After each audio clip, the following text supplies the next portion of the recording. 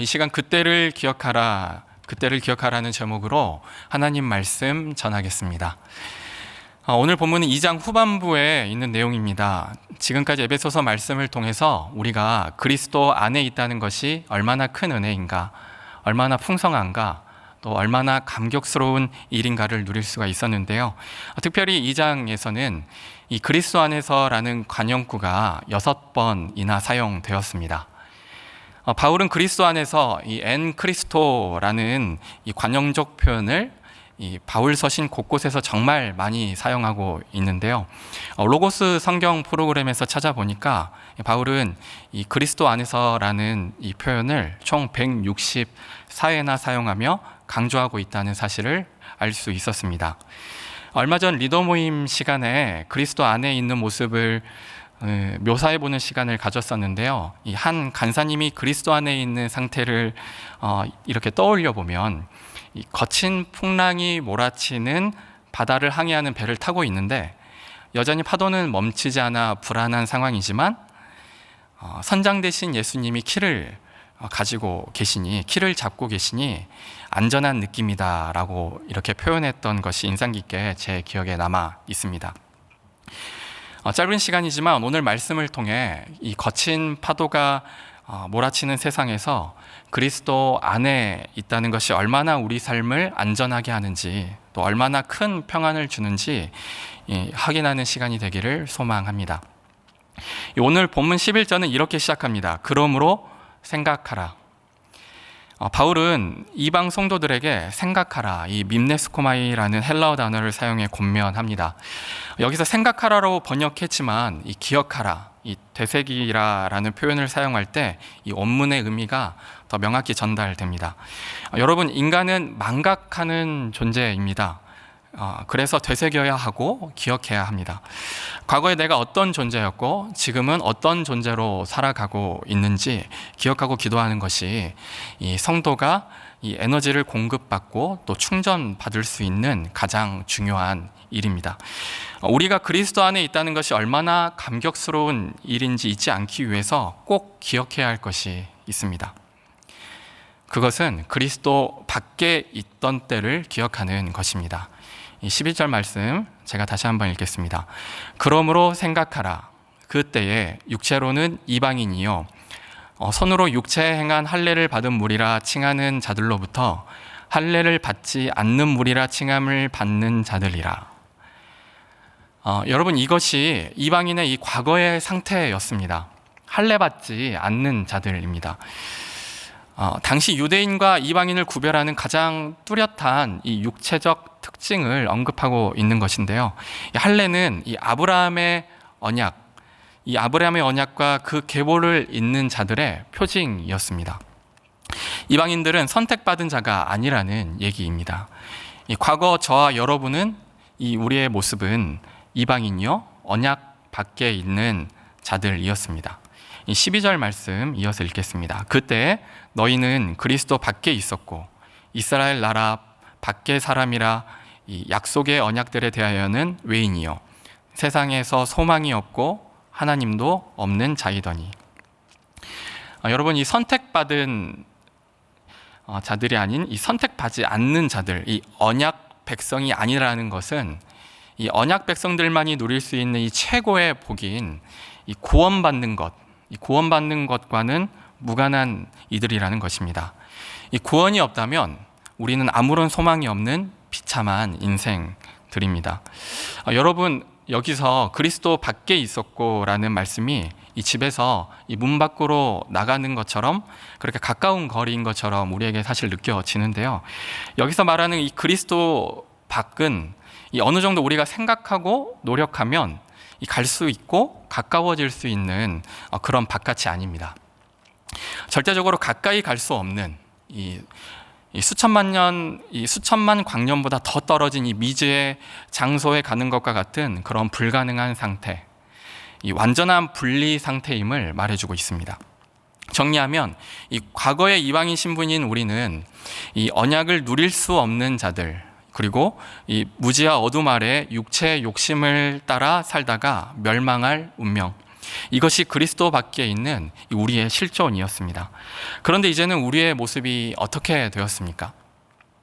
이 13절에는 이방인들이 비참한 상태의 영광스러운 상태로 이 대반전을 이룰 수 있었던 그 이유를 말씀하고 있습니다.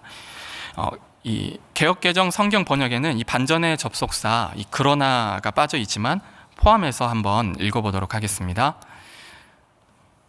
13절 말씀입니다. 그러나 이제는 전에 멀리 있던 너희가 그리스도의 피로 가까워졌느니라.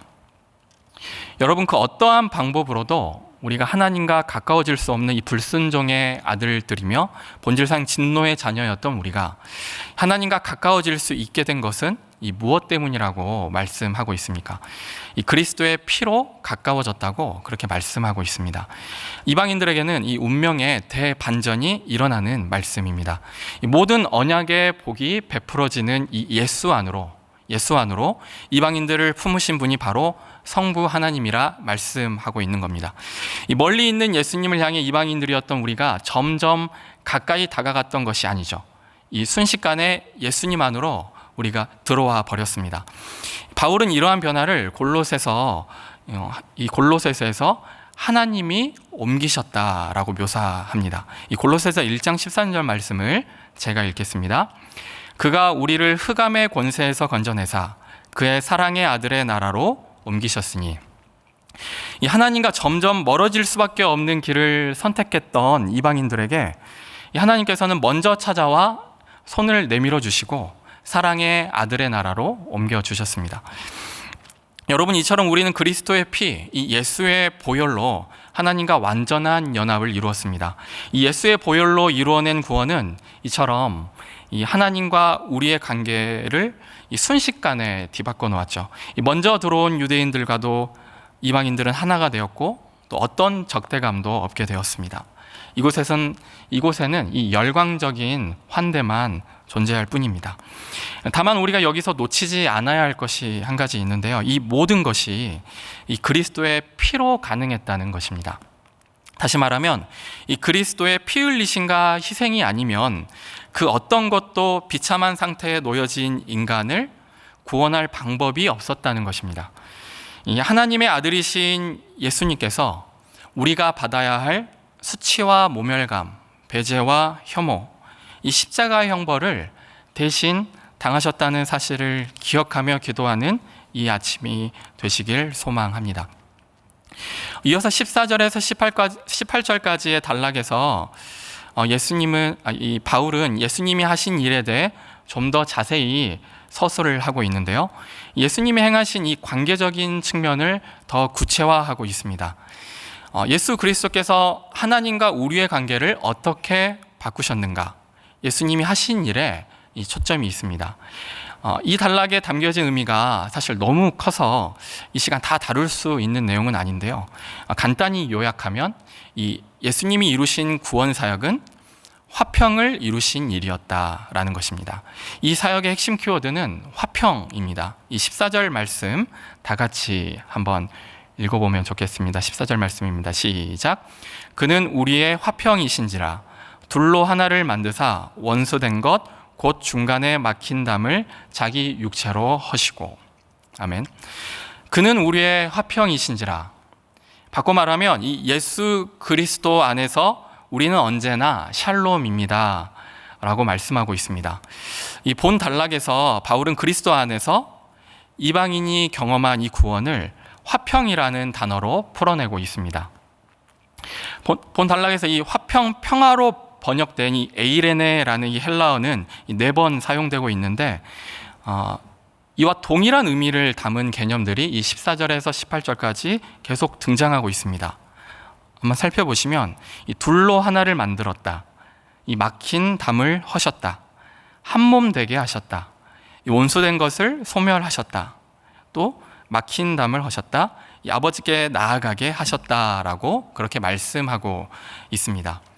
이처럼 평화의 주님께서 이방인들을 향해 이루신 구원은 이 분리에서 연합을, 이 단절에서 이 연결을, 그리고 이 적대감에서 이 평화를 맛보는 것으로 구체화되었습니다.